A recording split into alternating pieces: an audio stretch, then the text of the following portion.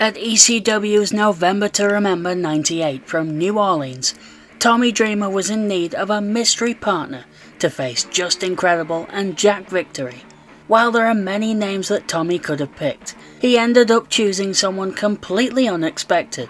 Someone who had only shown up in ECW just once before.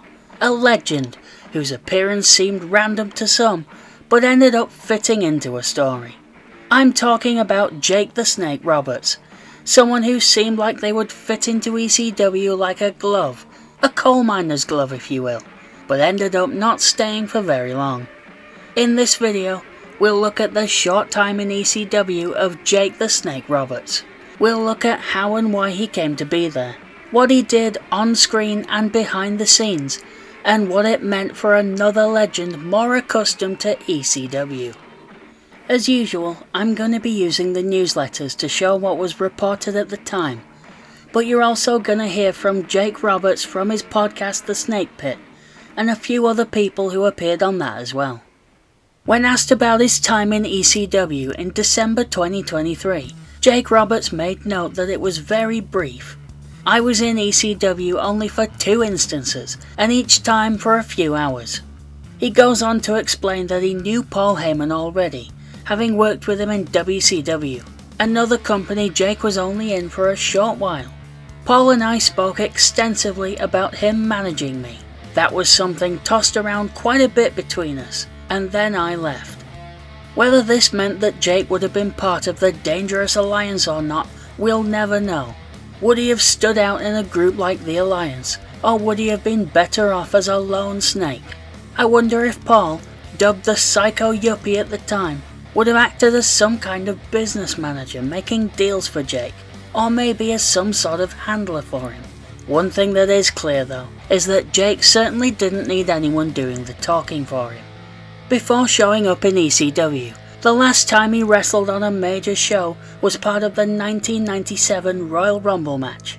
Jake would leave WWF a couple of months later, with his last match there being a March 1st house show in Louisiana, where he would defeat The Goon. A week before this, at the February 24th Raw from the Manhattan Center, ECW would invade the show that night, and Backstage is where Tommy Dreamer would first meet Jake Roberts. In January 2024, filling in for Jake on the Snake Pit, Tommy Dreamer would tell the story in more detail, saying that Jake used him to block that he and Jack Lanza were smoking, as Vince McMahon hated it. In the same podcast, Tommy also talked about how he used to watch Jake in the early days of his career, where he described Jake as an underneath talent that would always have a good match. It wouldn't be too long though from that night in Manhattan that Tommy would actually get to share the ring with Jake. Only briefly.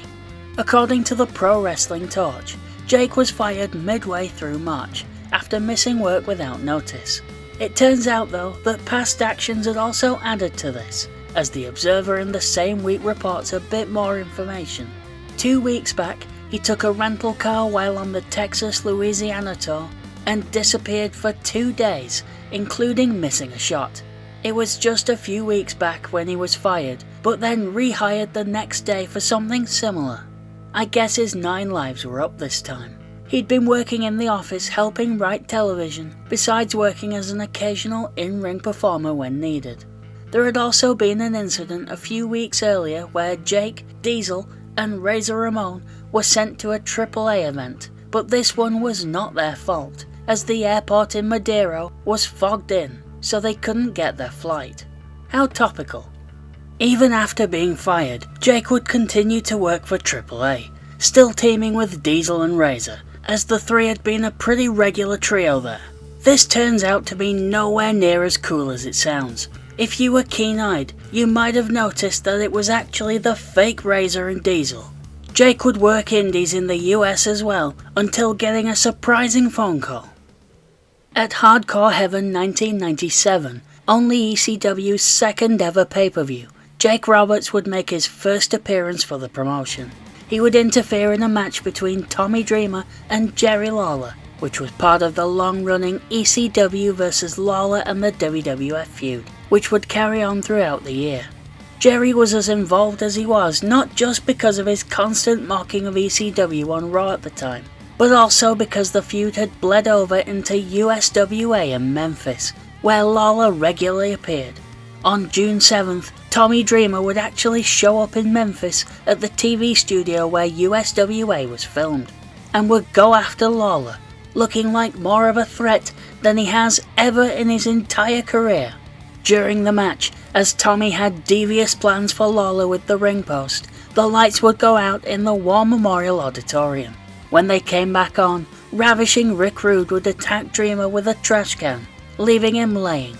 Rude had appeared for ECW before, but it was still an odd sight to see him there. He throws Tommy into the ring for Lawler to pin him, but Dreamer kicks out at 2 while Rude disappears. A little later on, Tommy goes for a pile driver, and the lights go out again.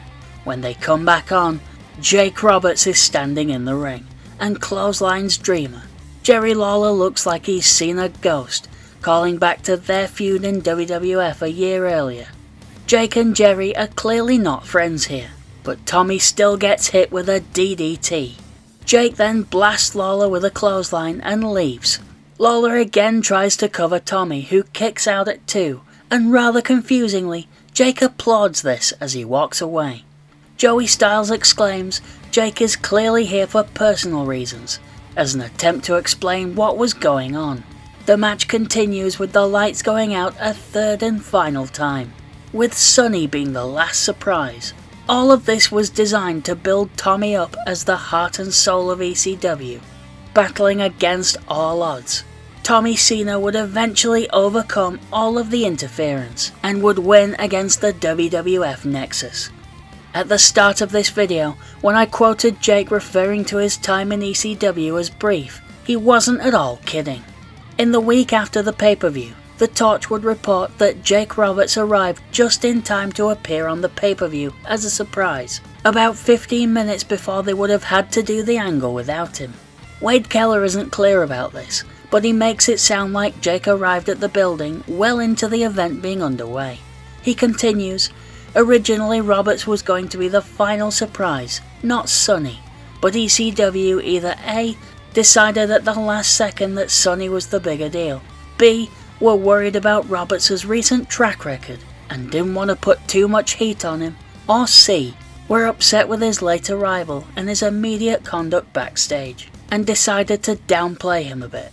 To give the other side, this isn't quite how Jake explains it on his podcast. From what he said in February 2024, the arrangements seemed to come together at the very last minute, but he claims he was at the building a fair bit before the show started.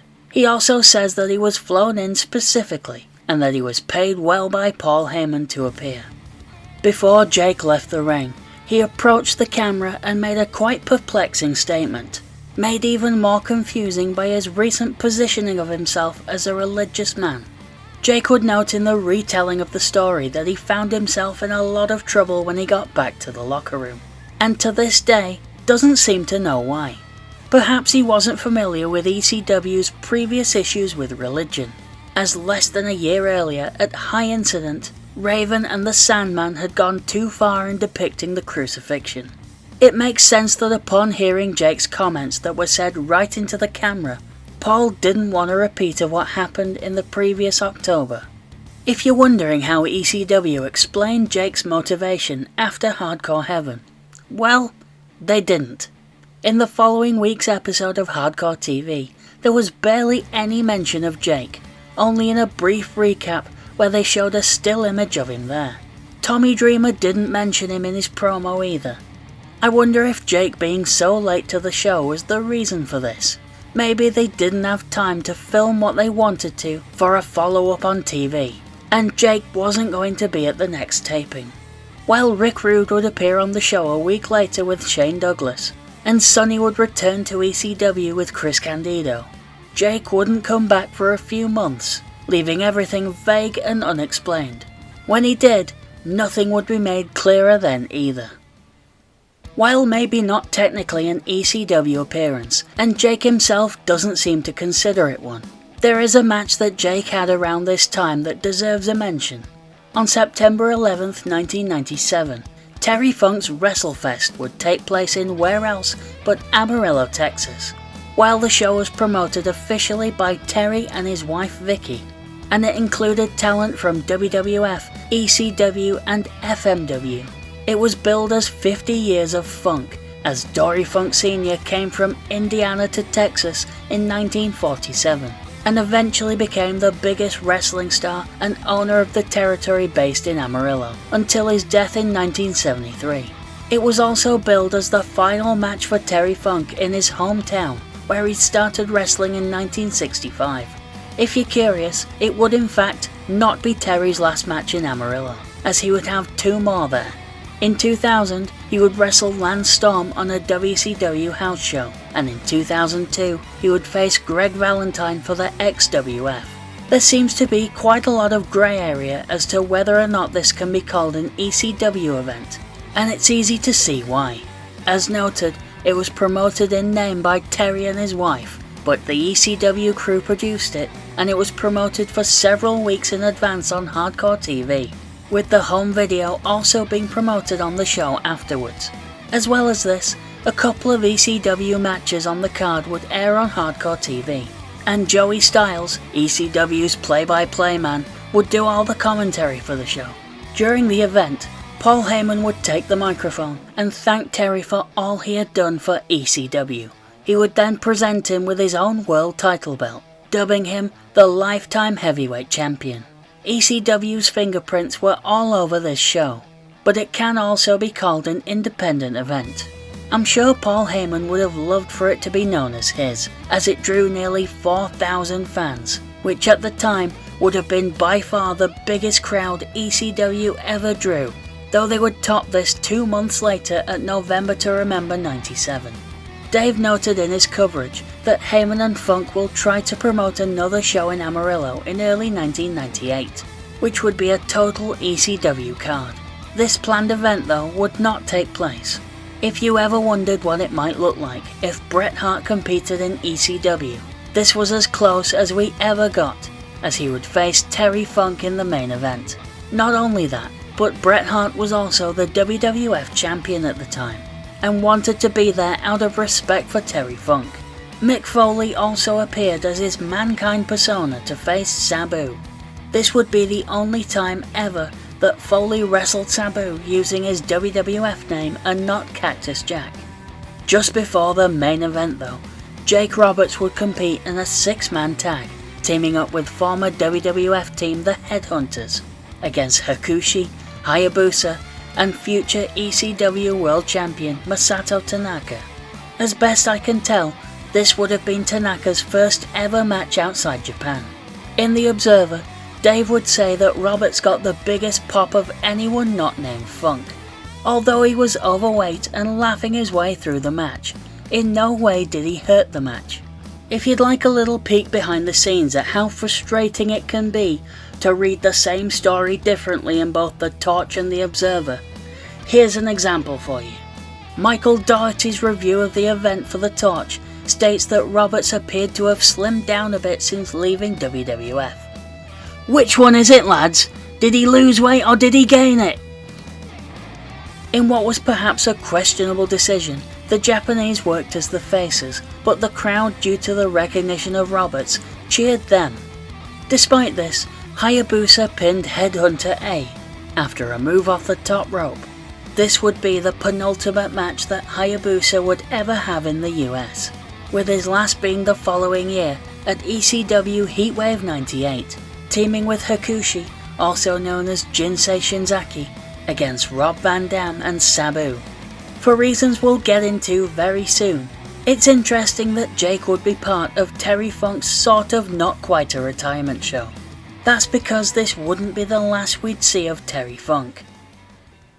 Jake Roberts would spend the end of 1997 and most of 98 largely working independents. Notable matches include an ungodly number of clashes throughout the year with the one-man gang for a promotion called Bad Boys of Wrestling, and a tag team match in Kent, England, opposite future British wrestling great Doug Williams for a promotion called NWA Hammerlock. This is the same place that trained Finn Balor and Zack Sabre Jr. among others, and got them their starts in wrestling. At one point it was thought that Jake was actually set for a return to WCW, given that none of the people who were in charge when Jake was there the first time still had power. In and around March of '98, Raven would repeatedly reference the Snake in promos, making it sound like Jake was coming in.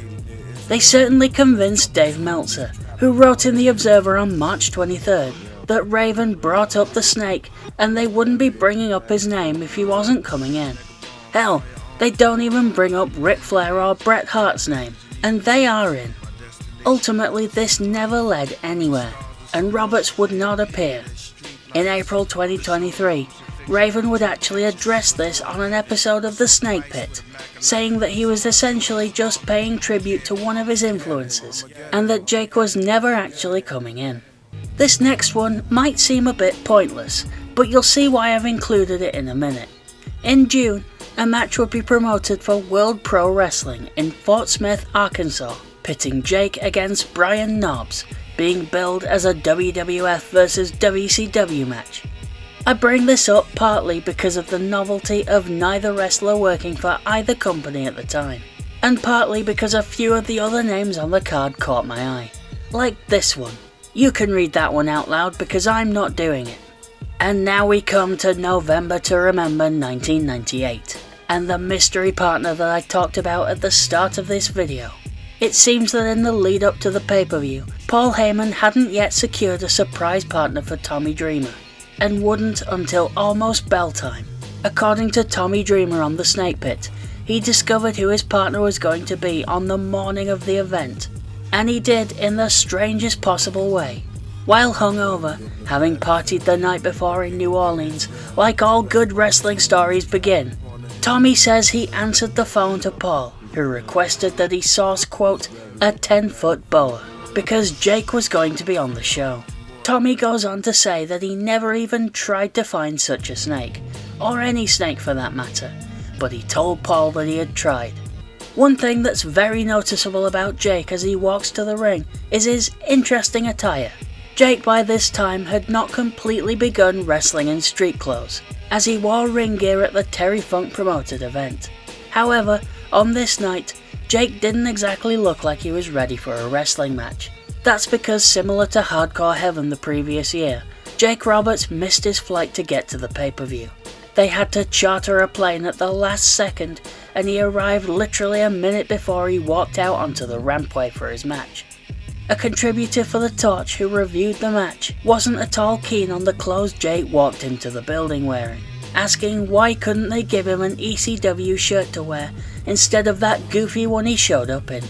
In Tommy's defense, he claims on the Snake Pit that he offered Jake an ECW t-shirt to wear, but he refused. The reason he turned this down might become more clear by the time we get to the end of the video. The shirt he is wearing, just in case you are interested, is a Wigan Warriors rugby shirt. As Tommy said in the clip I played earlier, Jake was actually living in England around this time. He would move to the UK sometime in the late 90s, and would remain part of the UK wrestling scene until he moved back to the US in late 2004, even promoting his own shows and running a wrestling school based in St Albans, Hertfordshire.